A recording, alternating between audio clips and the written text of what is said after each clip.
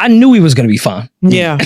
Yeah. I think Like that was the feeling. 2/3 of that show left. Yeah. I knew he was going to be all right. Yeah. And all right. Like everything is fine Everything in that regard. worked out. And even down to like the business side, shit, Peach was doing merch for the old show. Like a lot of people that worked on the old show. What's up, everybody? Welcome back to another episode.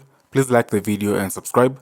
Our target is only 1,000 likes. So Joe Budden and Rory and Mal were once close friends, but their highly public split was anything but amicable. From 2016 to 2021, Budden alongside Rory and Mal grew the Joe Budden podcast into one of the most successful hip-hop platforms. However, they split in 2021 because Joe allegedly stole money from Rory and Mal. Fans first noticed the tension between members of the Joe Budden podcast in 2020.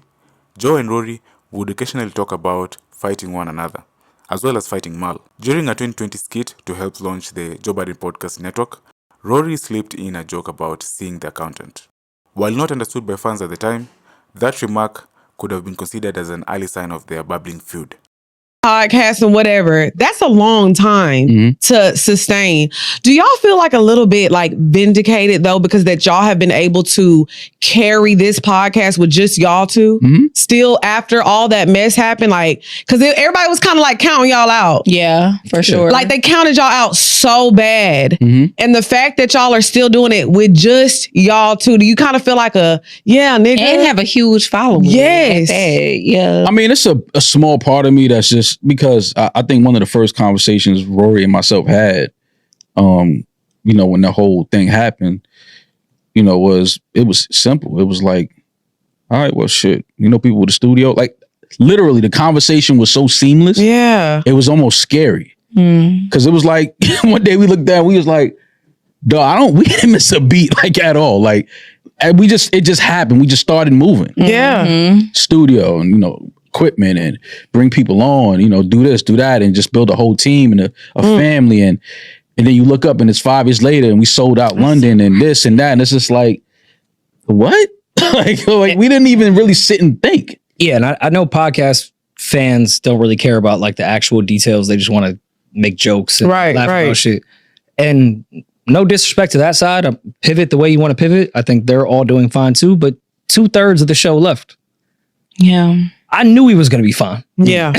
Yeah. I think Like that was the feeling. 2/3 of that show left. I knew he was going to be all right. Yeah. And all right. Like everything is fine in that Everything regard. worked out. And even down to like the business side, shit, Peach was doing merch for the old show. Like a lot of people that worked on the old show work here. Yeah. Like this was a running business. I came into some familiar faces. Yeah. I know that's right. Because these have been my people. Right. When Joe and I in 2015 was talking about like, all right, I got somebody that could do this, and that. Like, this ain't your crew. This is my crew. Got you. That's But even on the business Well, side, I got it was a like, messy question. Mess it up. Do y'all ever, it's like no room for reconciliation? no, Ever. me, no. It's no beef at this point in my life, but it's nah, and I don't think they want that either. Yeah. Like, Yeah. I think my ex told me this that stayed with me forever.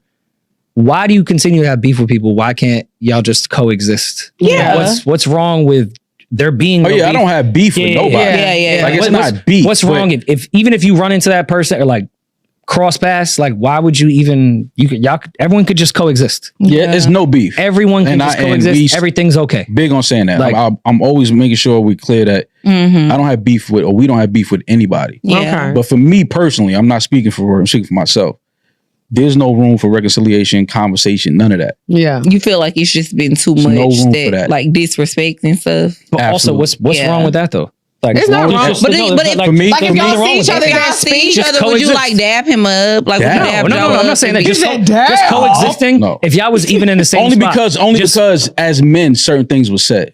Okay. That's understandable. And as a man, I can't hear you saying that. Okay. Yeah, That's fair. And then, the way I'm brought up, I know things that happen. And it's just like, you played a game with somebody that at one point would have killed somebody for you. Yeah. Yeah. You understand what I'm saying? So it's like now it's just cold. Like, it's all good, fam. Don't worry about it. But that door is forever closed. But it's not beef though. No beef. Yeah. I'm not walking And around to it. me- I'm happy. I'm great. Life is beautiful. that's the definition of coexisting. Like, 100%.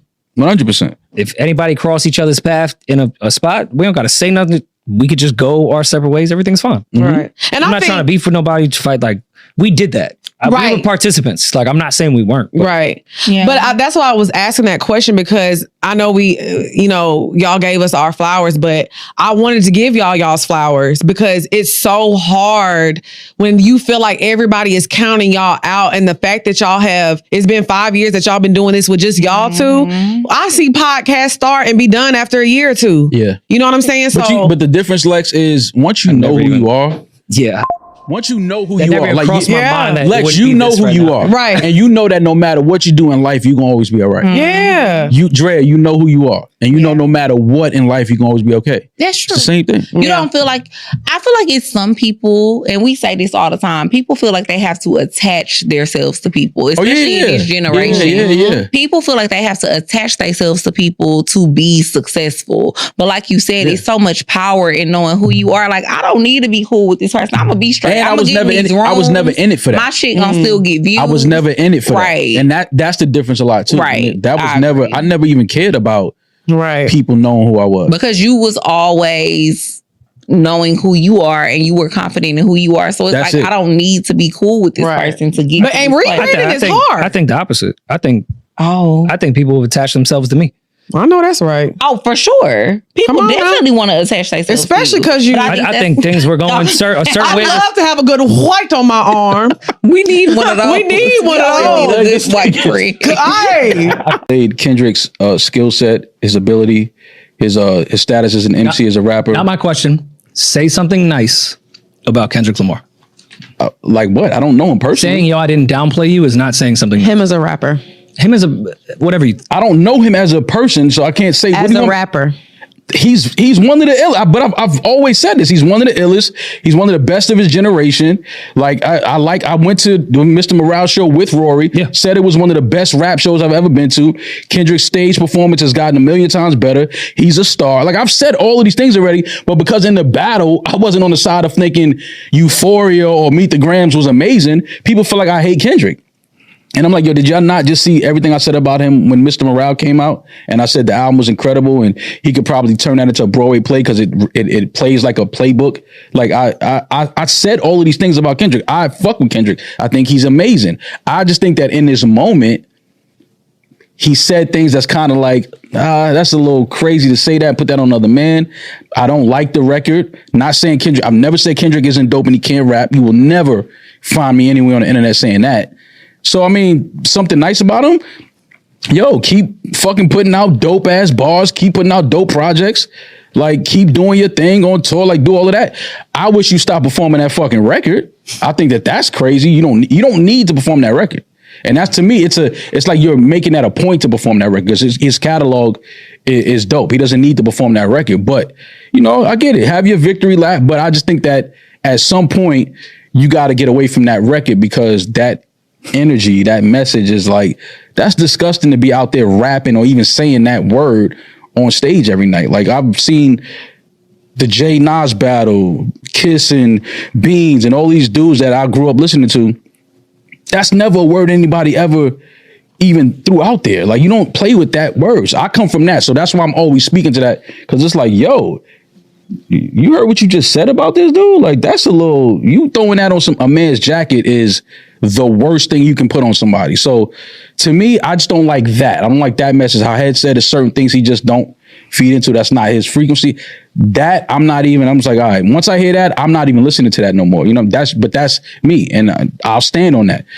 But as far as me saying something nice about, Kendrick is amazing. He's an amazing artist, amazing, phenomenal rapper. And I'm looking forward to hearing what else he got for us. Like, I don't have nothing negative to say about Kendrick other than that Not Like Us record. To me, I hate it. I don't like it. And I think that Drake had the better bars in the battle. I'll stand and I'll die on that. Okay, I appreciate the final thoughts. And I agree with a lot of what you said. Maul, can you say something nice about Kendrick Lamar? He says Kendrick is a phenomenal rapper.